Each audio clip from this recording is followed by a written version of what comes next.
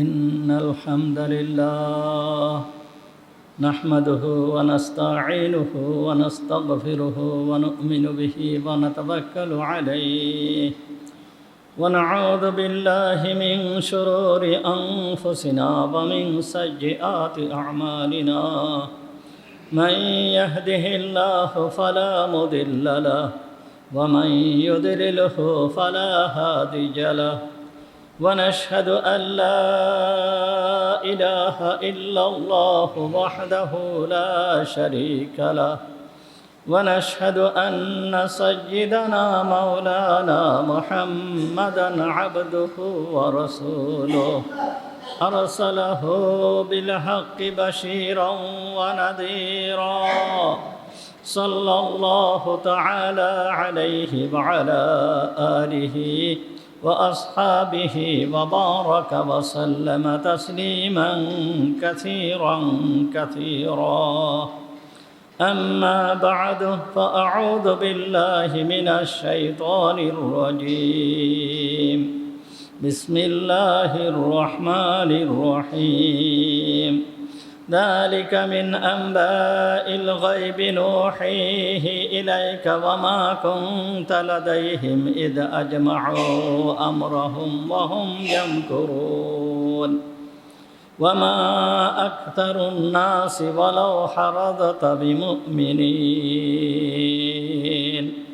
صدق الله العظيم ونحن على ذلك من الشاهدين والشاكرين اللهم صل على محمد وعلى آل محمد كما صليت على إبراهيم وعلى آل إبراهيم إنك حميد مجيد اللهم بارك على محمد وعلى آل محمد كما باركت على إبراهيم وعلى آل إبراهيم إنك حميد مجيد سبحانك لا علم لنا إلا ما علمتنا اللهم انفعنا بما علمتنا فعلمنا ما ينفعنا وزدنا علما رب اشرح لي صدري ويسر لي أمري واحلل عقدة من لساني يفقهوا قولي اللهم طهر قلوبنا عن غيرك ونور قلوبنا بنور معرفتك ربنا تقبل منا إنك أنت السميع العليم وتب علينا إنك أنت التواب الرحيم সমস্ত প্রশংসা সেই মহান রব্বুল আলামিনের জন্য যিনি আমাদেরকে আজকের এই পবিত্র জুমার দিনে জুমার নামাজ পড়তে আসার তৌফিক দান করেছেন এই জন্য আমরা সবাই বলি আলহামদুলিল্লাহ। আলোচনা চলতেছিল সূরা ইউসুফ সম্পর্কে। ইউসুফ আলাইহিস সালামের ঘটনার প্রায় শেষ প্রান্তে চলে এসেছি। 50 জুমা এই আলোচনা ধারাবাহিকভাবে চলতেছে। এই আলোচনার ভিতরে তথা সূরা ইউসুফের ভিতরে আল্লাহ তাআলা বহুত নসিহাত আমাদের জন্য দিয়েছেন। আল্লাহ তাআলার উদ্দেশ্য শুধুমাত্র ঘটনা শোনানো নয়, এই ঘটনার থেকে উপদেশ গ্রহণ করা, এইটাই হচ্ছে মূল উদ্দেশ্য। এই জন্য পবিত্র কুরআনুল কারীমের ভিতরে বিভিন্ন নবীদের ঘটনা এবং অন্যান্য বিভিন্ন ধরনের ঘটনা কুরআনুল কারীমের ভিতরে এনে আমাদেরকে এই উপদেশ গ্রহণ করার সুযোগ আল্লাহ তাআলা দান করতেছেন। তাই সূরা ইউসুফের ভিতরে যেই সমস্ত ঘটনা, যেই সমস্ত বিষয় আমাদের উপদেশের জন্য অত্যন্ত প্রয়োজনীয়, এইগুলো আগেই বলা হয়েছে, আলোচনার প্রথমেই বলা হয়েছে। প্রায় 31টা বিষয় এমন রয়েছে এই সূরার ভিতরে যে এই 31টা বিষয় সম্পর্কে এর ভিতরে আলোকপাত করা হয়েছে। এই সূরা ইউসুফের ভিতরে একটা বিষয়ে আলোকপাত করা হয়েছে যেইটার হালকা বর্ণনা ইতিপূর্বে দেওয়া হয়েছে, সেটা হচ্ছে যে আল্লাহ তাআলা বান্দাদেরকে যেই সমস্ত কাজ করতে বলেন, অর্থাৎ যেই সমস্ত ইবাদত করতে বলেছেন, যেই সমস্ত আমল বান্দারা করে, এই আমলের সব, এই আমলের প্রতিদান আল্লাহ তাআলা দুনিয়াতে দেন না।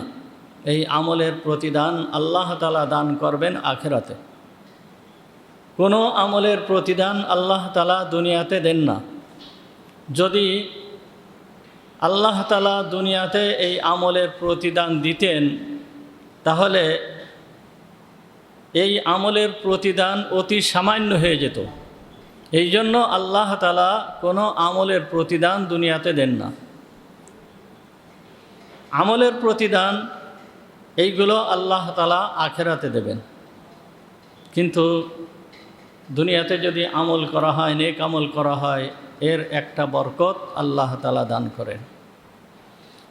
এই বরকতটা সবার জন্য সমানভাবে হয় না। আল্লাহ তাআলা কাউকে বেশি দান করেন, কাউকে কম দান করেন। এটা সম্পূর্ণ আল্লাহর ইচ্ছা, যাকে যেই রকম ইচ্ছা সেই রকমভাবে দান করেন। এই সম্পর্কে আল্লাহ তাআলা সূরা ইউসুফের ভিতরে আল্লাহ তাআলা বর্ণনা করতেছেন, যেইটা আলোচনা হয়ে গিয়েছিল। আল্লাহ তাআলা বলতেছেন, ওয়াকাযালিকা মাক্কান্না লিইউসুফা ফিল আরদি ইয়াতাবাওয়াউ মিনহা হাইসু ইয়াশা নুসিবু বিরহমাতিনা মান নাশাউ ওয়া লা নুযিউ আজরাল মুহসিনিন। আল্লাহ তাআলা এখানে বলতেছেন, এই আয়াতের এসে যাওয়ার আগে দেখেন আল্লাহ তাআলা হযরতে ইউসুফ আলাইহিস সালামকে কিভাবে সেই ছোট্ট কাল থেকে নিয়ে কত কষ্টের ভিতর দিয়ে আল্লাহ তাআলা মিশরের বাদশাহী দান করেছেন। তা হযরত ইউসুফ আলাইহিস সালাম ছোটোবেলা থেকে যে কষ্ট করেছেন, ভাইয়েরা তাকে কূপের ভিতরে ফেলে দিল, এই কূপের ভিতরে পড়ে থাকা অবস্থায় তিনি ধৈর্য ধারণ করেছেন। নিঃসন্দেহে তিনি ধৈর্য ধারণ করেছেন। এই ধৈর্যের যে প্রতিদান, তিনি যে ধৈর্য ধারণ করেছেন, এর যে প্রতিদান, এর প্রতিদান তো ইউসুফ আলাইহিস সালাম অবশ্যই পাবেন। আল্লাহ তাআলা এই প্রতিদান অবশ্যই ইউসুফ আলাইহিস সালামকে দান করবেন। কিন্তু এই প্রতিদান আল্লাহ তাআলা দুনিয়াতে দিবেন না, বরঞ্চ দান করবেন কোথায়? আখিরাতে। কিন্তু এর কিছু সিটাফেটা যার প্রভাব অর্থাৎ রহমত আল্লাহ তাআলা দুনিয়াতে ইউসুফ আলাইহিস সালামকে দিয়েছেন। তাহলে কূপের ভিতরে থেকে যেই কষ্ট উনি করেছেন, যেই ধৈর্য ধারণ করেছেন, তারপরে কূপ থেকে ওঠার পরে ব্যবসায়ীদের সঙ্গে যাওয়ার সময়ও যে কষ্ট উনি সহ্য করেছেন, মিশরের ভিতরে যাওয়ার পরে মিশরের প্রধানমন্ত্রীর ঘরে থাকা অবস্থায় উনি বহুত কষ্ট করেছেন, বহুত ধৈর্য ধারণ করেছেন, বহুত ষড়যন্ত্রের শিকার হয়েছেন। এর উনি যেই পরিমাণ কষ্ট করেছেন, এই কষ্টের যে প্রতিদান, এটাও তো আল্লাহ তাআলা দিবেন। এরপরে জেলখানার যেই জীবন, এই জীবনেও বহুত কষ্ট করেছেন, বহুত কষ্ট করেছেন, এর প্রতিদান তো আল্লাহ তাআলা দিবেন। কিন্তু এই সমস্ত কিছুর প্রতিদান আল্লাহ তাআলা জান্নাতে দান করবেন, আখিরাতে দান করবেন। প্রতিদান তো জান্নাতে দান করবেন, আখিরাতে দান করবেন। কিন্তু এই সমস্ত নেক আমল, এই সমস্ত নেক আমল করার দ্বারা আল্লাহ তাআলার কিছু রহমত প্রাপ্ত হওয়া যায়। আল্লাহ তাআলা কিছু রহমত দান করেন দুনিয়াতে, সেই রহমত আল্লাহ তাআলা নেক আমলের বদৌলতে আল্লাহ তাআলা দান করেন। তা এই নেক আমলের বদৌলতে যেই রহমতটা আল্লাহ তাআলা দান করেন, এটা সবার জন্য সমানভাবে দেন না। কাউকে বেশি দান করেন, কাউকে কম দান করেন, এইভাবে দিয়েই থাকেন। নেক আমল করলে তার একটা আলাদা বরকত আল্লাহ তাআলা দুনিয়াতে দান করেন। সেই কথা আল্লাহ তাআলা বলতেছেন যে ওয়াকাযালিকা মাক্কান্না লিইউসুফা ফিল আরদি ইয়াতাবাওয়াউ মিনহা হাইসু ইয়াশা। আল্লাহ তাআলা বলতেছেন যে এই রকমভাবেই আমি ইউসুফকে মিশরের রাষ্ট্র ক্ষমতা দান করলাম। অর্থাৎ সে যে নেক আমল করেছে এই নেক আমলের বদলা না, এইটা নেক আমলের বদলা স্বরূপ না, বরঞ্চ এই নেক আমল করার কারণে কিছুটা রহমতের ছিটা ফাটা এইটা আল্লাহ তাআলা ইউসুফ আলাইহিস সালামকে দিয়েছেন। আল্লাহ তাআলা সেই কথা বলতেছে যে এর কারণে আমি তাকে দান করেছি কি মিশরের বাদশাহী আমি তাকে দান করলাম। এটা কেমন বাদশাহী ছিল? আল্লাহ তাআলা বলতেছে ইয়াতাবাওয়াউ মিনহু হাইসু ইয়াশা, সে যেখানে অবস্থান করতে চাইতো সেইখানে সে অবস্থান করতে পারত। এই মিশরের বুকে যেখানে সে অবস্থান করতে চাইতো সেইখানে সে অবস্থান করতে পারত। মিশরের লোকজন তার প্রতি এমন অনুগত হয়েছিল যে তার জন্য জীবন দেওয়ার জন্য প্রস্তুত হয়ে গিয়েছিল। এই রকমভাবে রাষ্ট্র ক্ষমতা হযরত ইউসুফ আলাইহিস সালামকে আল্লাহ তাআলা দান করেছিলেন। আর আগেই আপনাদের সামনে আলোচনা করা হয়েছে যে কেমনভাবে উনি রাষ্ট্র ক্ষমতা পেয়েছিলেন। রাষ্ট্র ক্ষমতা যে পেয়েছিলেন, জেলখানা থেকে বের হওয়ার সঙ্গে সঙ্গেই রাষ্ট্র ক্ষমতা পেয়ে যান। বাদশাহ ইউসুফ আলাইহিস সালামকে দেখে তার প্রতি মুগ্ধ হয়ে তাকে রাষ্ট্র ক্ষমতা দান করেন। তার থেকে স্বপ্নের ব্যাখ্যা শোনার পরে এবং তার যে তদবির, তার যে পরিকল্পনা, এই স্বপ্নের মাধ্যমে যেই বিষয় দেখানো হয়েছে সেই বিষয়ে কিভাবে নিরসন করা যায়, সেই বিষয়ে কিভাবে আঞ্জাম দেওয়া যায়, এইটার যে পরিকল্পনা, এই পরিকল্পনা শুনে বাদশাহ ইউসুফ আলাইহিস সালামের প্রতি সন্তুষ্ট হয়ে যান এবং তাকে বাদশাহী দান করেন। বাদশাহী দান করে নিজে নামের জন্য শুধুমাত্র ওই রাষ্ট্রে থাকেন, সমস্ত পরিচালনার ভার সব কিছু ইউসুফ আলাইহিস সালামকে দিয়ে দেন। তো স্বপ্নে যে দেখেছিল যে 7 বছর মারাত্মক আকারে দুর্ভিক্ষ হবে, ঠিক 7 বছর ওই দুর্ভিক্ষের প্রথম বছরের আগে যে স্বপ্নে দেখেছিল যে 7 বছর তারা পর্যায়ক্রমে খুব ফসল উৎপাদন করবে। তাই ইউসুফ আলাইহিস সালাম রাষ্ট্র ক্ষমতা হাতে নেওয়ার পরে এই যখন প্রচুর পরিমাণে ফসল উৎপাদিত হয়েছে, এর ভিতরেও ইউসুফ আলাইহিস সালামের একটা দখল ছিল। তিনি রাষ্ট্রীয় ক্ষমতা হাতে নেওয়ার পরে সমস্ত এলাকা চাষাবাদের উপযোগী করে ফেললেন। সেচের মাধ্যমে, পানির মাধ্যমে, বিভিন্ন ধরনের পরিকল্পনার মাধ্যমে এই জমিনকে চাষাবাদের উপযুক্ত করে ফেলেন এবং প্রচুর পরিমাণে ফসল এই 7 বছর ওই মিশরে উৎপন্ন হয়েছিল। আর ইউসুফ আলাইহিস সালাম সরকারি ব্যবস্থাপনায় সমস্ত ফসলকে বিভিন্ন এলাকায় গোডাউন করে, গুদামজাত করে এই ফসলকে, এই শস্যকে রাখার ব্যবস্থা তিনি করেছিলেন। 7 বছর যখন শেষ হয়ে গিয়েছিল, 7 বছর শেষ হয়ে যাওয়ার পরে দুর্ভিক্ষের প্রথম বছর শুরু হলো। এমন দুর্ভিক্ষ যে পৃথিবীতে এই রকম দুর্ভিক্ষ আর ইতিপূর্বে আসে নাই এবং ভবিষ্যতে আসবে কি না তাও সন্দেহ আছে। মারাত্মক আকারের দুর্ভিক্ষ, এমন দুর্ভিক্ষ কোনো কিছুই নাই, খাবার দাবারের কোনো কিছুই নাই। মানুষ এমন পরিমাণ ক্ষুধা অনুভব করে যেই ক্ষুধা মানুষ ইতিপূর্বে কখনো অনুভব করে নাই। ক্ষুধা আর ক্ষুধা। তা এরকম অবস্থা হয়েছিল যে সমস্ত জনগণ তারা নিজেদের যেই সমস্ত ফসল আদি জমা করে রাখছিল, 1 বছরেই সব কিছু শেষ হয়ে গেল। 1 বছরে যখন শেষ হয়ে গেল তখন রাষ্ট্রের কাছের থেকে ফসল নিতে হবে। তখন রাষ্ট্র তো মূল্য নিয়ে তাদেরকে ফসল দেওয়ার ব্যবস্থা করেছে। তখন রাষ্ট্র মিশরের জনগণের কাছের থেকে যেই পরিমাণ টাকা পয়সা ছিল, এই টাকার বিনিময়ে তাদেরকে খাদ্য দিয়েছে। তাদের যেই পরিমাণ খাবার লেগেছে, টাকার বিনিময়ে তাদের কাছে যেই পরিমাণ টাকা পয়সা ছিল, এই টাকার মাধ্যমেই তাদেরকে খাবার দিয়েছে। কিন্তু 1 বছরের ভিতরেই সেই টাকা পয়সা সব কিছু শেষ হয়ে যায়। মিশরের জনগণের কাছে আর কোনো টাকা পয়সা থাকে না, টাকা পয়সার মালিক হয়ে যায় মিশরের যত ধন সম্পদ, সমস্ত টাকা পয়সার মালিক হয়ে যায় রাষ্ট্র। মিশরের রাষ্ট্র হয়ে যায় সমস্ত টাকার মালিক।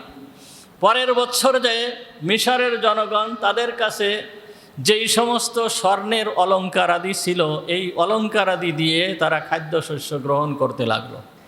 এর পরের বছর তাদের কাছে যেই সমস্ত গোলামবাদী ছিল, না, এর তৃতীয় বছর তাদের কাছে যেই সমস্ত গবাদি পশু ছিল, উট, গরু, মহিষ, ভেড়া, এই সমস্ত রাষ্ট্রের কাছে দিয়ে রাষ্ট্রের কাছে বিক্রি করে এর বিনিময়ে তারা খাদ্যশস্য নিতে লাগলো। চতুর্থ বছর তাদের কাছে যেই সমস্ত গোলামবাদী ছিল, এই গোলামবাদীকে রাষ্ট্রের কাছে বিক্রি করে এর বিনিময়ে খাদ্যশস্য নিতে লাগলো। পঞ্চম বছর তাদের যেই সমস্ত স্থাবর সম্পত্তি ছিল, জমাজমি ছিল, এই জমাজমি সব রাষ্ট্রের কাছে বিক্রি করে রাষ্ট্রের কাছে দিয়ে তারা খাদ্যশস্য নিতে লাগলো। ষষ্ঠ বছর তাদের যেই সমস্ত সন্তানেরা ছিল, স্ত্রীরা ছিল, এদেরকে রাষ্ট্রের কাছে বিক্রি করে দিয়ে খাদ্যশস্য নিতে লাগলো। সেই যুগে মানুষ বিক্রি হতো, মানুষকে বিক্রি করে দেওয়া হতো, নিজের সন্তানকে বিক্রি করে দিত। সেই যুগে গোলামের প্রচলন ছিল। এই জন্য এই বিক্রি করার যেই পান্থা পদ্ধতি, এইটা সেই সময় চালু ছিল। এর পরের বছর তো আর কোনো কিছুই নাই।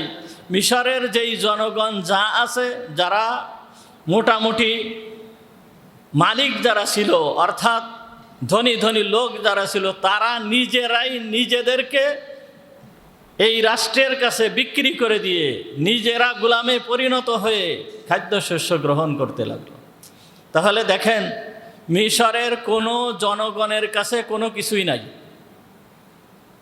এই 7 বছরে মিশরের জনগণের কাছে, জনগণের হাতে কিন্তু কোনো কিছু নাই।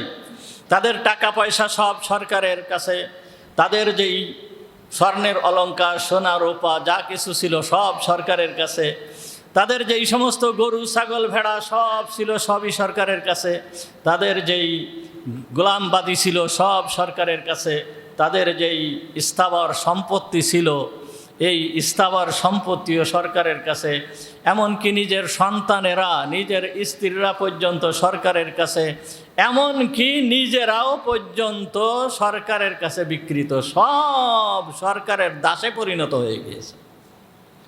তা যেই সমস্ত যেই এলাকার মানুষ দাসে পরিণত হয়ে যায়, তারা দাস হয়।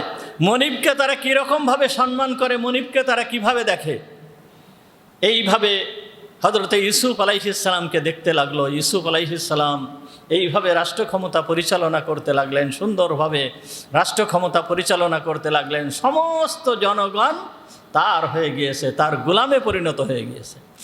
এই রকম অবস্থা যখন হয়েছে, ইউসুফ আলাইহিস সালাম বাদশাকে ডেকে বলতেছে যে দেখেন, এই যত যা কিছু মিশরের সমস্ত সম্পদ এখন আপনার কাছে চলে আসছে।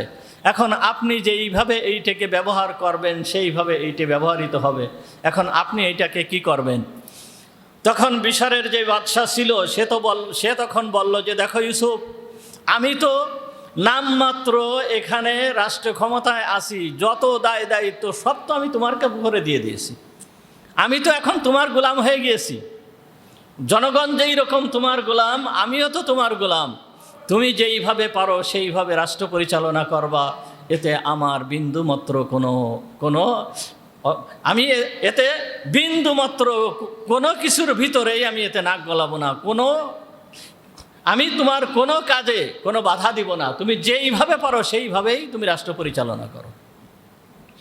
তখন ইউসুফ আলাইহিস সালাম বলল যে আপনি যখন আমাকে এই ক্ষমতা দিয়েছেন, তখন আমার ইচ্ছা হচ্ছে যে আমি এই সমস্ত জনগণের মনিব হয়ে, সমস্ত জনগণ আমার গোলাম হয়েও আমি এদের ক্ষুধাকে নিবারণ করতে পারবো না। এরা সবাই আমার দাসে পরিণত হলেও আমি এদের ক্ষুধাকে নিবারণ করতে পারবো না। আমি এদেরকে খাদ্য দিতেছি, সমস্ত কিছু করতেছি। আমি এদের যত ধন সম্পদ নিয়েছি এবং এদেরকেও আমি যে নিয়েছি সবাইকে আমি আজাদ করে দিতে চাই এবং সমস্ত ধন সম্পদ তাদের কাছে আমি ফেরত দিতে চাই। ইউসুফ আলাইহিস সালাম সমস্ত ধন সম্পদ তাদের কাছে ফেরত দিয়ে দিলেন এবং সমস্ত লোকেদেরকে আজাদ করে দিলেন। তা এই রকম সুযোগ যখন মিশরের জনগণ পেল, তখন এরা কি আর ইউসুফের বিরোধিতা করতে পারে? ইউসুফের বিরোধিতা করতে পারে? কখনোই করতে পারে না। তো কত সুন্দর ক্ষমতা, কত সুন্দর রাষ্ট্র ক্ষমতা, কত সুন্দর বাদশাহী আল্লাহ তাআলা হযরতে ইউসুফ আলাইহিস সালামকে দিলেন। সেই কথাই আল্লাহ তাআলা বলতেছেন, ওয়াকাযালিকা মাক্কান্না লিইউসুফা ফিল আরদ, এইরকমভাবেই আমি ইউসুফকে রাষ্ট্র ক্ষমতা দান করেছি। ইয়াতাবাওয়াউ মিনহা হাইসু ইয়াশা, সে যেখানে ইচ্ছা সেখানে সে তার ক্ষমতা প্রয়োগ করতে পারত, যেখানে ইচ্ছা সেখানে সে অবস্থান করতে পারত, যেখানে ইচ্ছা সেখানে সে থাকতে পারত। মোটামুটি সে যেই রকম ইচ্ছা সেই রকমভাবেই তার ইচ্ছার প্রতিফলন সে ঘটাতে পারত এই রাষ্ট্রের ভিতরে। এই রকম রাষ্ট্রীয় ক্ষমতা আমি ইউসুফকে দিয়েছিলাম। তা এই যে ইউসুফ আলাইহিস সালামকে যে রাষ্ট্র ক্ষমতা আল্লাহ তাআলা দিলেন, এইটা কি ইউসুফ আলাইহিস সালামের কর্মের প্রতিদান না অতিরিক্ত? এই যে ইউসুফ আলাইহিস সালামকে রাষ্ট্রের ক্ষমতা দিলেন, ইউসুফ আলাইহিস সালাম যে এত কষ্ট করলেন, এই কষ্টের প্রতিদান না এটাকে অতিরিক্ত দিয়েছেন? এইটা কষ্টের প্রতিদান না, এইটা আল্লাহ তাআলা অতিরিক্ত দিয়েছেন। এটা আল্লাহ তাআলাই নিজে বলতেছেন, নুসিবু বিরহমাতিনা মান নাশা, নুসিবু বিরহমাতিনা মান নাশা, আমি যাকে ইচ্ছা তাকে আমি আমার রহমতের কিছু দান করি। যাকে ইচ্ছা আমি আমার রহমতের কিছু তাকে দান করি।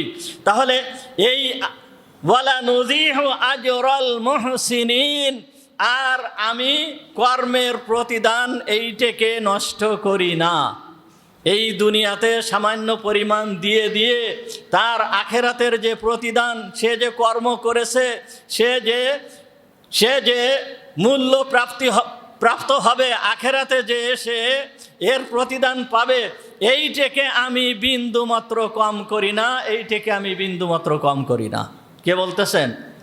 আল্লাহ তাআলা বলতেছেন। অর্থাৎ কাজ করার পরে যে মুজরি, সেই মুজরিটা আল্লাহ তাআলা আখেরাতে দান করবেন। ধরেন একজন ব্যক্তি চাকরি করে, চাকরি করলে এই চাকরির বিনিময়ে সে কি পায়? বেতন পায়। চাকরির বিনিময়ে সে কি পায়? বেতন পায়। এই বেতনটাই হচ্ছে তার মজুরি। এই বেতন সে মাস গেলে বেতন প্রাপ্ত হয়, মাস গেলে অথবা সপ্তাহে যাই হোক সে বেতন প্রাপ্ত হয়। তাহলে এই বেতনটা হচ্ছে তার মজুরি। মাঝে মধ্যে মালিক কোনো কোনো সময় তাকে নাস্তা করায়। দেখা গেল কি দুপুরবেলায় কিছু নাস্তা করালো, নাস্তা দিল, কিন্তু এই নাস্তাটা সাধারণত মালিক তার ওই বেতনের থেকে নেয় না, এইটা মালিকের পক্ষ থেকে দেওয়া হয়। আবার অনেক কোম্পানি আছে, বড় কোম্পানি, এবং তাদের সেই কোম্পানির টাকা পয়সাও বেশি। দেখা যাচ্ছে যে খাবারের ব্যবস্থাও কোম্পানি করে, খাবারের ব্যবস্থাও কোম্পানি করতেছে। যারা কাজ করতেছে তাদের যেই খাবারের ব্যবস্থাও কোম্পানি করতেছে, আবার থাকার ব্যবস্থাও কোম্পানি করতেছে। কিন্তু বিভিন্ন কোম্পানির বিভিন্ন ধরনের ব্যবস্থা। কোনো কোম্পানি শুধুমাত্র বেতনই দেয়, বেতন ছাড়া আর কোনো কিছুই দেয় না, এইটা হচ্ছে তার প্রতিদান। আর কোনো কোম্পানি শুধুমাত্র নাস্তার ব্যবস্থা করে, কোনো কোম্পানি খাবারের ব্যবস্থাও করে, কোনো কোম্পানি থাকার ব্যবস্থাও করে। তাহলে বেতন ছাড়া অতিরিক্ত যেইটা প্রাপ্ত হয় এইটা সব ক্ষেত্রে সমান নয়, যে যেই রকম পারে সে সেই রকমভাবে প্রাপ্ত হয়। তা বেতনের থেকে যদি এই নাস্তার ব্যবস্থা করানো হয়, বেতনের থেকে যদি খাবারের ব্যবস্থা করানো হয়, বেতনের থেকে যদি থাকার ব্যবস্থা করা হয়, তাহলে যেই ব্যক্তি শ্রম দিতেছে ওই ব্যক্তি লাভবান হতে পারে না, ওই ব্যক্তির ক্ষতি হয়ে যায়। তার কারণ বেতনের থেকে তার টাকা কর্তন করা হচ্ছে, কর্তন করে নিয়ে এই ব্যবস্থা করা হচ্ছে। এইটা সাধারণত যিনি কাজ করেন তিনিও চান না যে আমার বেতনের থেকে এই সমস্তগুলো আমাকে দিক, এইটা উনি চান না। তো একজন দুনিয়ার ভিতরে থেকে একটা কোম্পানি যদি এই ধরনের সামান্য সুযোগ সুবিধা দিতে পারে, মহান রব্বুল আলামিন আমরা যেই সমস্ত কাজ করি, আল্লাহর ইবাদত করি, এই ইবাদতের বদলা আল্লাহ তাআলা দুনিয়াতে দিবেন না, আল্লাহ তাআলা দুনিয়াতে দিবেন না। এই জন্য আল্লাহ তাআলা বলতেছেন, ওয়ালা নুযিহু আজরাল মুহসিনিন, আমি মুহসিনদের প্রতিদান, মুহসিনদের যে বদলা, অর্থাৎ যারা সৎ কাজ করে এই সৎ কাজকারীদের যেই প্রতিদান অর্থাৎ বেতন, অর্থাৎ এর বিনিময়, এইটাকে আমি বিন্দুমাত্র কম করি না। এইটাকে আমি বিন্দুমাত্র কম করি না। আল্লাহ তাআলা এরপরে আরো বলতেছেন, ওয়ালা আজরুল আখিরাতি খায়রুল লিল্লাযিনা আমানু ওয়া কানু ইয়াত্তাকুন। ওয়ালা আজরুল আখিরাতি খায়র, আর ওয়ালা আজরুল আখিরা, আখিরাতের যেই প্রতিদান, এই প্রতিদানটা হচ্ছে সবথেকে উত্তম প্রতিদান, সবথেকে উত্তম প্রতিদান। তাহলে মানুষ যে কাজ করে, মানুষ যে ইবাদত করে, ধরেন আমরা যেই ইবাদত করতেছি, আমরা এই জুমার দিনে নামাজ পড়তে আসছি, ফজরের নামাজ পড়তেছি, বিভিন্ন ধরনের যেই সমস্ত ইবাদত করতেছি, হজ করতেছি, হজের মৌসুম চলে আসছে, এখন মানুষ হজ করতেছে, হজের বড় প্রতিদান, হজের বহুত সব, এই সমস্ত যে প্রতিদান, এই ইবাদতের যে প্রতিদানগুলো, এই প্রতিদানগুলো আল্লাহ তাআলা দুনিয়াতে দেন না। আল্লাহ তাআলা এই প্রতিদানগুলো দুনিয়াতে দেন না, সব আল্লাহ তাআলা আখিরাতে দান করবেন। কিন্তু এই নেক আমল করার কারণে আল্লাহ তাআলা তার কিছুটা রহমত তার বান্দাদের উপরে অবতীর্ণ করেন। এই কিছুটা রহমত আল্লাহ তাআলা বান্দাদের উপরে অবতীর্ণ করেন। আর এই রহমতের সিটা ফাটার উদাহরণ হচ্ছে হযরত ইউসুফ আলাইহিস সালামের এই রাষ্ট্র ক্ষমতা দান করা। ইউসুফ আলাইহিস সালামকে আল্লাহ তাআলা কত বড় রাষ্ট্র ক্ষমতার অধিকারী করেছিলেন। এই সামান্য পরিমাণ রহমতের এই বহির্প্রকাশ হচ্ছে ইউসুফ আলাইহিস সালামের এই রাষ্ট্র ক্ষমতা। সুতরাং আমরা যে ইবাদত করি, এই ইবাদতের প্রতিদান আল্লাহ তাআলা অবশ্যই আমাদেরকে আখিরাতে দান করবেন। আর এই ইবাদতের মাধ্যমে সামান্য কিছু বরকত পাওয়া যায়। এই বরকত হচ্ছে এইটা, এই বরকত হচ্ছে এইটা। এই বরকতের ভিতরে একটা জিনিস রয়েছে, দিলের প্রশান্তি, অন্তরের প্রশান্তি। যেই সমস্ত বান্দারা আল্লাহর ইবাদত করে, এই সমস্ত বান্দাদের অন্তরের ভিতরে এমন একটা প্রশান্তি আল্লাহ তাআলা দান করেন, যেই প্রশান্তি এই ইবাদতকারী ছাড়া অন্য কেউ এই প্রশান্তি পায় না।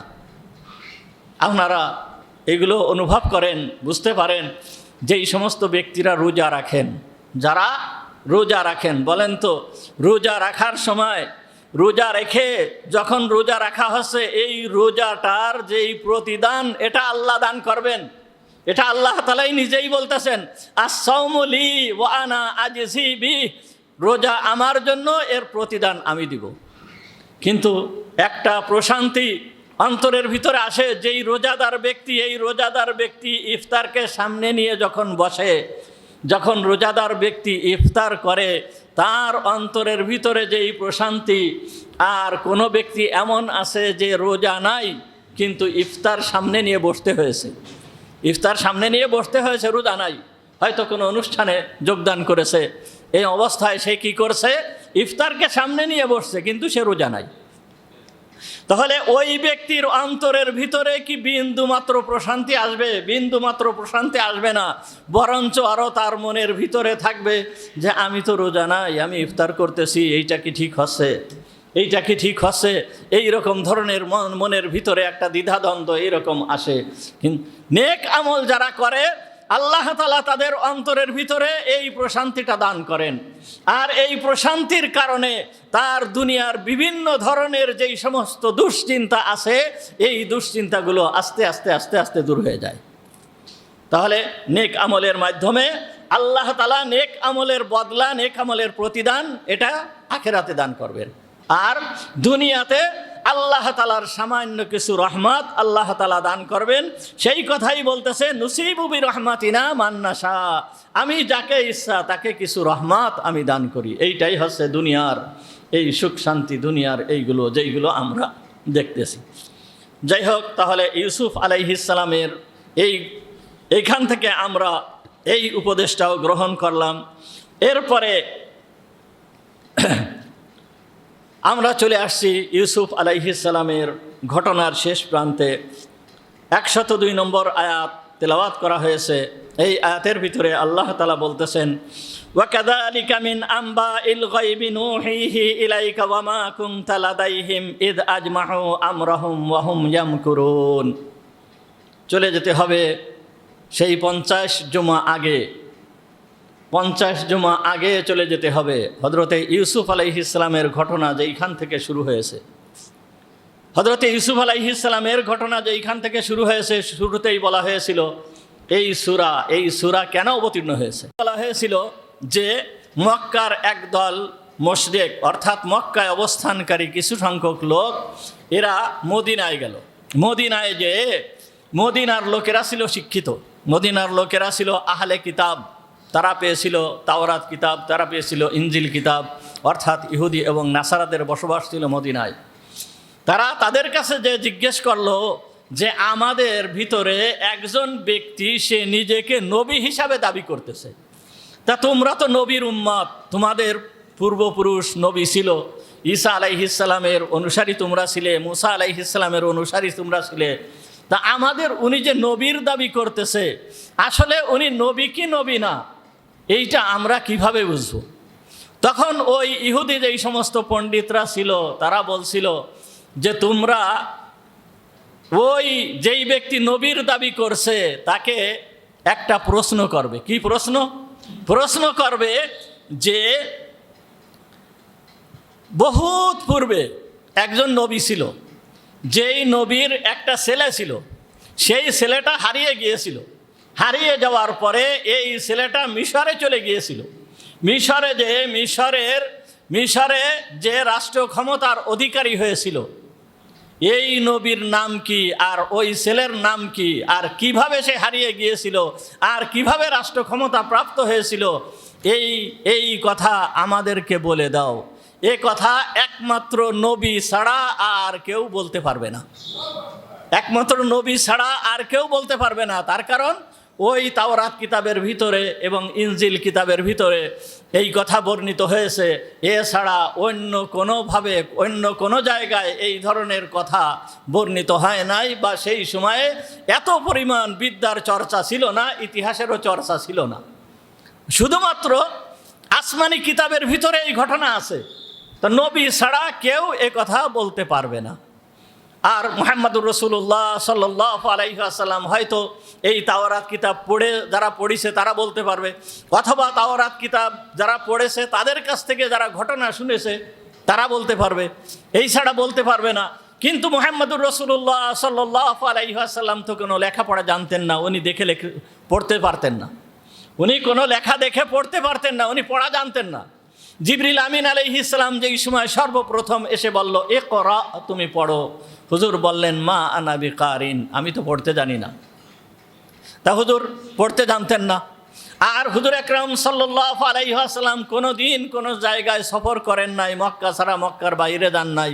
দুইবার মাত্র মক্কা থেকে বের হয়েছিলেন, একবার চাচার সঙ্গে আর একবার খাদিজা রাদিয়াল্লাহু তাআলা আনহার ব্যবসায়ী কাফেলা নিয়ে সিরিয়ার দিকে রওনা হয়েছিলেন, কিন্তু সিরিয়া পর্যন্ত যেতে পারেন নাই। পথিমধ্যে দুইবারেই দুইটা ঘটনা ঘটে উনি ফিরে চলে আসেন, এই জন্যে উনি বাইরে সফরও করেন নাই। সুতরাং একমাত্র এই ঘটনা কি এইটা যদি বলতে পারে তাহলে বুঝতে হবে যে এইটা হচ্ছে ইনি হচ্ছে সঠিক নবী, আর যদি বলতে না পারে তাহলে বুঝবে যে তিনি সঠিক নবী নয়। এই কথা যখন বলে দিয়েছে মক্কার ওই ইহুদিরা, তখন এই মদিনার ওই ইহুদিরা তখন তারা মক্কায় চলে আসছে। মক্কায় এসে হযরত ইউসুফ আলাইহিস সালামের কাছে এসে ওই প্রশ্ন করলো। যখনই ওই প্রশ্ন করেছে, প্রশ্ন করার সঙ্গে সঙ্গেই আল্লাহ তাআলা হযরত জিবরিল আমিন আলাইহিস সালামকে দিয়ে এই সূরা ইউসুফ, সম্পূর্ণ সূরা ইউসুফ, ওই শুরু থেকে নিয়ে একেবারে শেষ পর্যন্ত সম্পূর্ণ সূরা ইউসুফ একবারে অবতীর্ণ করে দিয়ে ওই নবীর ঘটনাকে সুস্পষ্টভাবে বর্ণনা করে দিলেন। তাহলে আল্লাহ তাআলা তার নবীকে জানিয়ে দিলেন, তার নবীকে বলে দিলেন যে ওই ব্যক্তির ঘটনা এই ঘটনা এই ঘটনা এই সব এই সূরার ভিতরে আল্লাহ তাআলা সুস্পষ্টভাবে বলে দিলেন। বলে দিয়ে আল্লাহ তাআলা বলতেছেন কি, যালিকা মিন আম্বাইল গায়ব, এইটা হচ্ছে গায়েবের সংবাদ, এইটা হচ্ছে কি অদৃশ্যের সংবাদ। নুহিহি ইলাইক, যেইটা আমি তোমার সামনে ওহী প্রেরণ করতেছি, যেইটা আমি তোমার সামনে ওহী প্রেরণ করি, যেই ঘটনা সম্পর্কে ওহীর মাধ্যমে আমি তোমাকে জানিয়ে দিলাম। ওয়ামা কুনতা লাদাইহিম ইয আজমাউ আমরাহুম ওয়া হুম ইয়ামকুরুন। ওয়ামা কুনতা লাদাইহিম, তুমি তাদের কাছে ছিলে না, তুমি তাদের কাছে ছিলে না। ইজ আজমাহু আমরাহুম, যখন তারা পরামর্শ করতেছিল, অর্থাৎ কিভাবে ইউসুফকে কুয়ার ভিতরে ফেলবে, কিভাবে কুয়ার ভিতরে ফেলবে, মেরে ফেলবে না কি করবে, না কি দেখি করবে, এই পরামর্শ যখন তারা করতেছিল তুমি তাদের নিকটে ছিলে না। আমি এইটাকে তোমার সামনে বলে দিলাম, তোমার সামনে বর্ণনা করে দিলাম, এই কথা আমি তোমার সামনে বর্ণনা করে দিলাম। কিন্তু বর্ণনা তো করে দিলাম, তারা বলছে যে এই ঘটনা যদি তুমি বলতে পারো, তুমি যদি তাদেরকে জানাতে পারো, তারা ঈমান আনবে, তারা ঈমান আনবে, এই কথা বলেছে। যেহেতু তুমি নবী, এখন এই বিষয়ে কোনো সন্দেহ নাই, তুমি এখন নবী, এই বিষয়ে কোনো সন্দেহ নাই। কিন্তু তুমি এই ঘটনা বলে দেওয়ার পরেও তারা ঈমান আনে নাই। তারা কি করে নাই? ঈমান আনে নাই। ওয়ামা আকসারুন নাসি ওয়ালাউ হারাজতা বিমুমিনিন, ওয়ামা আকসারুন নাস, এই তাদের অধিকাংশ যেই সমস্ত মানুষ আছে, এই অধিকাংশ মানুষ তারা কি করে না? ঈমান আনে নাই। এই ঘটনা শোনার পরও তাদের চোখের সামনে এত সুস্পষ্ট প্রমাণ আসার পরেও তারা ঈমান আনে নাই। ওয়ালাউ হারাসতা বিমুমিনিন, যদিও তুমি আশা করতেছো যে তারা ঈমান নিয়ে আসুক, কিন্তু তারা তো ঈমান আনে না। তারা যদি ঈমান না আনে, তারা যদি ঈমান না আনবে, তুমি তাদেরকে কিভাবে ঈমান আনাবা? আর এইটা জোরপূর্বক হয় না, জোরপূর্বক ঈমান আনানো যায় না। কারণ ঈমান আনা না আনা তাদের ইচ্ছাধীন আমি করে দিয়েছি। কেন? যে এর উপরে তাদের পুরস্কার রয়েছে, না আনলে তাদের শাস্তি রয়েছে। এই শাস্তি এবং এই তারা পুরস্কার গ্রহণ করবে অথবা শাস্তি ভোগ করবে, এইটা তাদের ইচ্ছাধীন। তারা যদি ইচ্ছাকৃতভাবে ঈমান আনে ভালো কথা, কিন্তু যদি ইচ্ছাকৃতভাবে ঈমান না আনে, তাহলে তুমি তাদেরকে জোরপূর্বক ঈমান আনায়ন করাতে পারবা না। যদিও তুমি সব সময় তাদের প্রতি আশা করো যে তারা মুমিন হয়ে যাক, তারা মুমিন হয়ে যাক, তারা মুমিন হয়ে যাক, কিন্তু তারা যদি নিজেরা স্বেচ্ছায় যদি ঈমান না আনে, তুমি তাদেরকে ঈমান আনাতে পারবা না। এ কথা কে বলতেছেন? আল্লাহই বলতেছেন। আল্লাহ তাআলা পরিষ্কারভাবে সূরা ইউসুফ বর্ণনা করে, সূরা ইউসুফের সম্পূর্ণ ঘটনা বর্ণনা করে, সূরা ইউসুফের শেষের দিকে যে 100 আয়াতের ভিতরে আল্লাহ তাআলা বলতেছেন, তারা যদি ঈমান না আনে, তুমি তাদেরকে ঈমান আনাতে পারবা না, তুমি তাদেরকে ঈমান আনাতে পারবা না। এত সুস্পষ্ট প্রমাণ তাদের কাছে আসা সত্ত্বেও তারা ঈমান আনতেছে না। এটা মুহাম্মদুর রাসূলুল্লাহ সাল্লাল্লাহু আলাইহি ওয়াসাল্লামকে সান্ত্বনা দেওয়া। কি করা? হুজুর আকরাম সাল্লাল্লাহু আলাইহি ওয়াসাল্লামকে সান্ত্বনা দেওয়া যে উনি এত কষ্ট করতেছেন তাদের পিছনে, উনার দুনিয়ার কোনো উদ্দেশ্য নেই, দুনিয়ার কোনো চাহিদা নেই, দুনিয়ার কোনো পাওনা নেই, দুনিয়ার কোনো কিছুর আশা নেই। শুধুমাত্র কিভাবে তারা ঈমান আনবে, কিভাবে তারা সৎ পথে চলে আসবে, কিভাবে তারা সব আল্লাহওয়ালা হয়ে যাবে, এই একটাই মাত্র কাজ মুহাম্মদুর রাসূলুল্লাহ সাল্লাল্লাহু আলাইহি ওয়াসাল্লামের, কিন্তু তারা গ্রহণ করতেছে না। এই জন্য হুজুর মনক্ষুণ্ণ। এমনকি এই ঘটনা তো কোন সময়ের ঘটনা? হিজরতের পূর্বের ঘটনা। এমনকি এই ঘটনার ভিতরে ইঙ্গিত দেওয়া হচ্ছে, তুমি যে এই পবিত্র মক্কা ভূমিতে রয়েছো, তুমি এই মক্কা ভূমিতে আর থাকতে পারবে না, কিছুদিন পরেই তোমার এখান থেকে হিজরত করে চলে যেতে হবে। যেই রকমভাবে ইউসুফ আলাইহিস সালাম, সে একজন আল্লাহর উচ্চ পর্যায়ের পয়গম্বর ছিল, এই পয়গম্বরতে বাপের স্নেহে থাকতে পারে নাই, ভাইদের আদরের ভিতরে থাকতে পারে নাই, একেও বাপের স্নেহ থেকে দূর করে রাখা হয়েছে, একেও ভাইদের আদর থেকে দূর করে রাখা হয়েছে, এরও কষ্টের জীবন অতিবাহিত করতে হয়েছে। সুতরাং তোমারও এই রকম ধরনের একটা জীবন আসতেছে, এই রকম ধরনের একটা জীবন আসতেছে। এই জন্যই আল্লাহ তাআলা এই সূরা ইউসুফকে অবতীর্ণ করে মুহাম্মদুর রাসূলুল্লাহ সাল্লাল্লাহু আলাইহি ওয়াসাল্লামকে সান্ত্বনা দিচ্ছেন যে ওয়ালাউ হারাজতা বিমুমিনিন, যদিও তুমি মুমিনদের প্রতি কি করো? আফসোস করতে থাকো, আশা করতে থাকো যে তারা কি হয়ে যাক? ঈমানওয়ালা হয়ে যাক। ওয়ামা তাসআলুহুম আলাইহিম মিন আজর, আর তুমি তাদের কাছে এর বিনিময়ে কোনো প্রতিদানও চাচ্ছ না। তুমি যে সারাদিন তাদের পিছনে মেহনত করতেছো, কষ্ট করতেছো, ওয়ামা তাসআলুহুম আলাইহিম মিন আজর, তুমি এর বিনিময়ে কোনো প্রতিদানও তাদের কাছে চাচ্ছ না। ইন হুয়া ইল্লা যিকরুল লিল আলামিন, এটা শুধুমাত্র জগৎবাসীদের জন্য নসিহাত স্বরূপ এই কুরআনুল কারীম আমি তাদেরকে দান করেছি। এই কুরআনুল কারীম তুমি তাদেরকে পাঠ করে করে শোনাচ্ছ, এর বিনিময়ে তুমি বিন্দুমাত্র তাদের কাছ থেকে কোনো পারিশ্রমিক চাচ্ছ না, তারপরেও তারা ঈমান আনতেছে না। সুতরাং তোমার এই বলে মনক্ষুণ্ণ হওয়ার কোনো কিছুই নাই। তারা নিজেরা যদি ঈমান না আনে, তুমি তাদেরকে ঈমান আনাতে পারবা না। দেখেন এইখানে আল্লাহ তাআলা তার হাবিবকে সান্ত্বনা দিচ্ছেন। ঠিক তেমনিভাবে হাবিবকে আল্লাহ তাআলা যেইভাবে সান্ত্বনা দিয়েছেন, আল্লাহ তাআলা এ কথা বোঝাতে চাচ্ছেন যে এই হাবিবের পরবর্তী পর্যায়ে এই হাবিবের ওয়ারিস যারা হবে, হাবিবের উত্তরসূরি যারা হবে, তাদের পরিস্থিতিও এই রকম হবে, এই রকম ধরনের তাদের পরিস্থিতি হবে। সমস্ত আলেম উলামা যারা আছে, নবীর উত্তরসূরি যারা আছে, প্রকৃতপক্ষে নবীর নায়েব যারা, নায়েবে রসুল যারা, নবীর ওয়ারিস যারা, এরা চায় প্রতিটা মানুষ ঈমানওয়ালা হয়ে যাক, প্রতিটা মানুষ নামাজি হয়ে যাক, প্রতিটা মানুষ ভালো হয়ে যাক, প্রতিটা মানুষ আখলাকি হয়ে যাক, প্রতিটা মানুষ অন্যায় ছেড়ে দিক, প্রতিটা মানুষ পাপের কাজ ছেড়ে দিক, প্রতিটা মানুষ মাতা পিতার সাথে সদ্ব্যবহার করুক। এইটা সমস্ত আলেম ওলামারা কিন্তু এইটা চায়। কিন্তু তাই কি হচ্ছে? তাই হচ্ছে, যদিও তারা চাচ্ছে, কিন্তু মানুষ সেইভাবে গ্রহণ করে না। নবীর কথাই শুনি নাই, তা আলেম ওলামাদের যারা আছে তাদের কথাই কিভাবে শুনবে? এইটা আল্লাহ তাআলা জোরপূর্বক কাউকে শোনান না। আল্লাহ তাআলা ঘাড় ধরে কাউকে এই দিনের কাজ করান না। এটা সম্পূর্ণ তার ইচ্ছাধীন, সম্পূর্ণ তার ইচ্ছাধীন। এইটা জোরপূর্বক আল্লাহ তাআলা কাউকে এই দিনের কাজ করান না। কেন? এর ভিতরে রয়েছে বড় প্রতিদান, এর ভিতরে রয়েছে বড় প্রতিদান, আর নইলে রয়েছে কঠিন শাস্তি।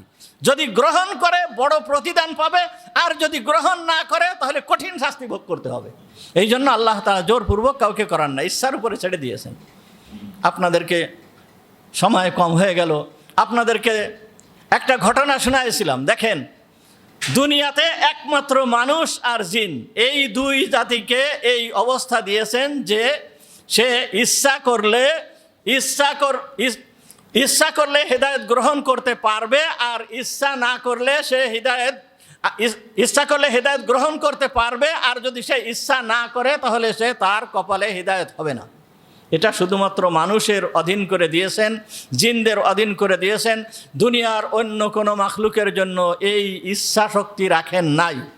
সে নিজের ইচ্ছা মতন সমস্ত কিছু করতে পারে না, নিজের ইচ্ছা মতন সমস্ত কিছু করতে পারে না।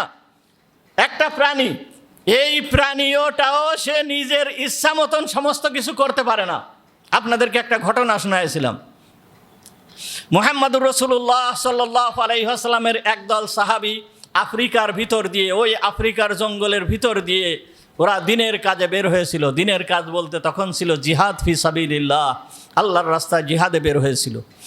এই ব্যবসায়ী দল, এই মানে মুজাহিদ দল যেই সময় ওই রাস্তা দিয়ে যাচ্ছে, যাওয়ার সময় এই জঙ্গলের ভিতরে একটা জায়গা, এই জায়গায় বসে তারা বিশ্রাম করতেছে।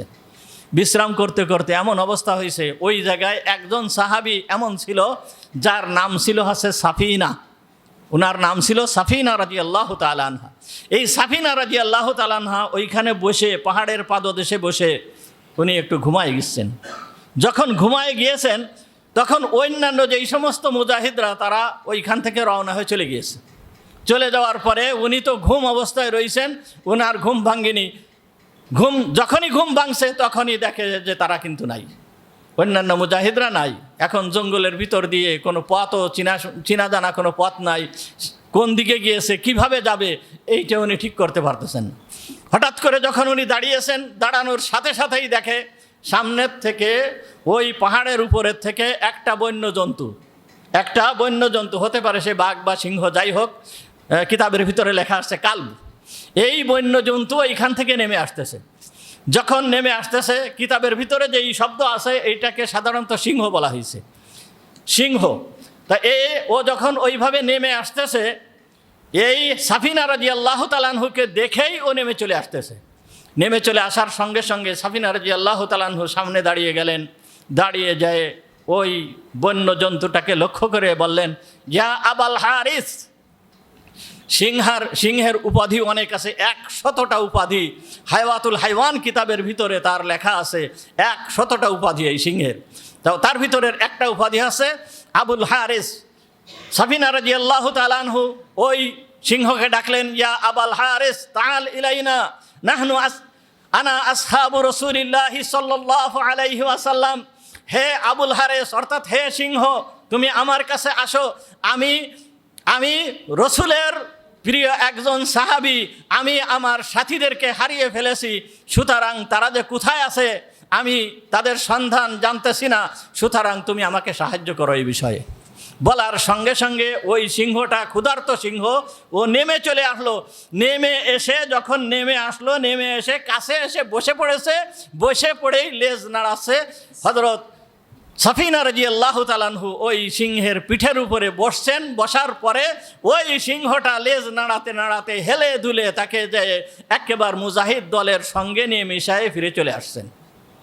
তো এই যে ঘটনা, সাহাবীর ক্ষেত্রে যেই ঘটনাটা ঘটলো, একটা প্রাণী কাকে বহন করেছে? এই সাফিনা রাদিয়াল্লাহু তাআলা আনহুকে এই প্রাণীটা বহন করেছে। পিঠে করে বহন করে নিয়ে বহু দূর পথ পাড়ি দিয়ে সেই জায়গায় এসে চলে গিয়েছে, ওই দলের কাছে পৌঁছায় দিয়েছে। এই প্রাণীটার কি কোনো সওয়াব হবে? বিন্দুমাত্র সে কোনো সওয়াব পাবে? প্রতিদান পাবে কি? একে কি কোনো প্রতিদান দেওয়া হবে? এর জন্য ওকে কি 2টা করে খাবার দেওয়া হয়েছে? একদিনে 2টা করে খাবার দেওয়া হয়েছে? না, তাকে প্রতিদান দেওয়া হবে না, প্রতিদান দেওয়া হয় না। তার কারণ এইটা সে নিজের ইচ্ছায় করে নাই, এইটা আল্লাহ তাকে তার ঘাড় ধরে করাইছেন। এইটা আল্লাহ তাকে কি করেছেন? তার ঘাড় ধরে আল্লাহ করাইছেন, এ নিজের ইচ্ছায় করে নাই। দেখেন আরেক ঘটনা, মুহাম্মদুর রাসূলুল্লাহ সাল্লাল্লাহু আলাইহি ওয়াসাল্লাম যেই সময় ওহুদের ময়দানে হুজুর সাল্লাল্লাহু আলাইহি ওয়াসাল্লাম যেই সময় আহত হয়ে গেলেন, তখন ওহুদের একটা গর্ত ছিল একটু উপরে, ওহুদের পাহাড়ের একটু উপরে একটা গর্ত ছিল। হুজুর সাল্লাল্লাহু আলাইহি ওয়াসাল্লাম ওই গর্তে উঠার জন্য উনি চেষ্টা করতেছেন গর্তের ভিতরে যাওয়ার জন্য, কিন্তু উঠতে পারতেছেন না। এই সময় হযরতে আবু তালহা রাদিয়াল্লাহু তাআলা আনহু হুজুরকে বললেন, হুজুর আমি বাঁকা হয়ে দাঁড়াচ্ছি, আপনি আমার পিঠের উপরে ভর করে ওই গর্তের ভিতরে প্রবেশ করেন। তখন আবু তালহা রাদিয়াল্লাহু তাআলা আনহু পিঠের উপরে ভর করে আবু তালহা রাদিয়াল্লাহু তাআলা আনহুর পিঠে পা দিয়ে ওই গর্তের ভিতরে পৌঁছে গিয়েছেন। আর ওই সময়ে মুহাম্মদুর রাসূলুল্লাহ সাল্লাল্লাহু আলাইহি ওয়াসাল্লামের মুখ দিয়ে বাহির হয়েছে ওয়াজাবাত। কি বাহির হয়েছে? ওয়াজাবাত। অবধারিত হয়ে গিয়েছে আবু তালহার জন্য জান্নাত। এই যে কাজটা করেছে, কতটুকু সময় করেছে? সামান্য একটু সময় মুহাম্মদুর রাসূলুল্লাহ সাল্লাল্লাহু আলাইহি ওয়াসাল্লামকে পিঠের উপরে উঠাইছে। এতটুক করার কারণে আবু তালহার জন্য জান্নাত অবধারিত হয়ে গিয়েছে। হুজুর সাল্লাল্লাহু আলাইহি ওয়াসাল্লাম এই কথা পরিষ্কারভাবে বলে দিলেন। কেন? এই সাফিনার মতন একজন সাহাবীকে একটা জন্তু সে কত দূর বহন করে নিয়ে গেল, তার কোনো প্রতিদান নাই। আর আবু তালহা সামান্য একটু হুজুরকে বহন করলো, তার পিঠে পা দিয়ে উপরে উঠলো, তার জন্য জান্নাত অবধারিত হয়ে গেল। কেন এই পার্থক্য হচ্ছে এই জন্য, আবু তালহা রাদিয়াল্লাহু তাআলা আনহু করেছে স্বেচ্ছায়, নিজের ইচ্ছায়, আর ওই প্রাণীটা করেছে আল্লাহ তাকে ঘাড় ধরে করায়েছে। তাই এই হচ্ছে পার্থক্য। তা মানুষকে আল্লাহ তাআলা স্বাধীনতা দিয়ে দিয়েছেন, ভালো কাজ যদি সে করে সে প্রতিদান পাবে, আর যদি খারাপ কাজ করে তাহলে সে শাস্তি ভোগ করবে।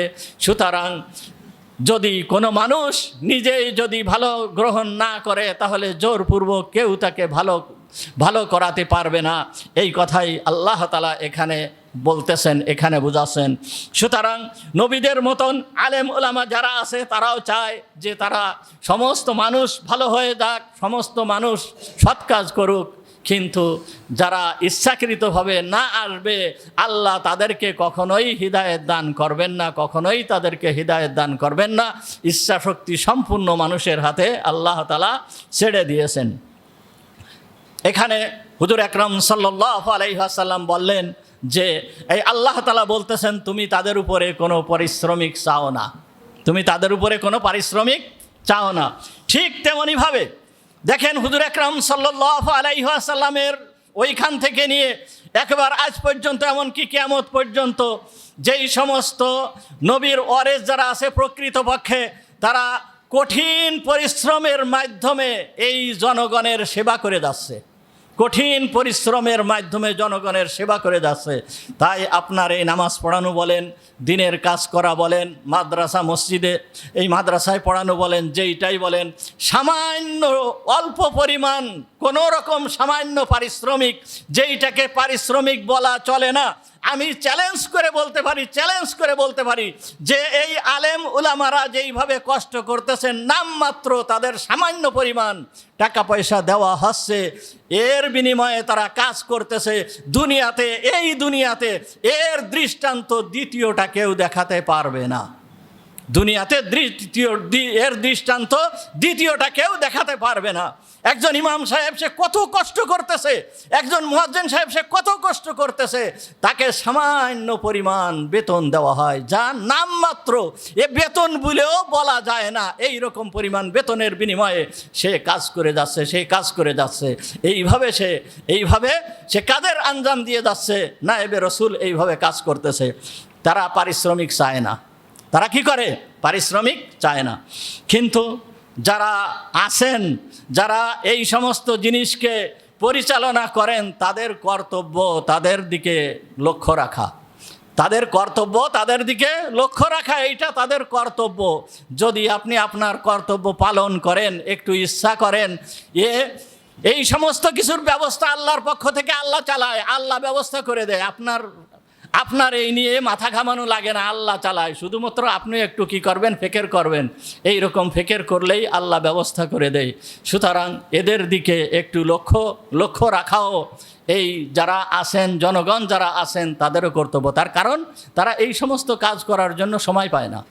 দুনিয়ায় অন্য কাজ করবে, অন্য কোনো চাকরি করবে, চাকরি করে আপনার এই খেদমতের আঞ্জাম দেবে, এটা সম্ভব না, কখনোই সম্ভব না, এটা সম্ভব না। এই জন্য তাদেরও কর্তব্য তাদের দিকে বিশেষভাবে লক্ষ্য রাখা। যাই হোক, আল্লাহ তাআলা মুহাম্মদুর রাসূলুল্লাহ সাল্লাল্লাহু আলাইহি ওয়াসাল্লামকে এইভাবে সান্ত্বনা দিচ্ছেন।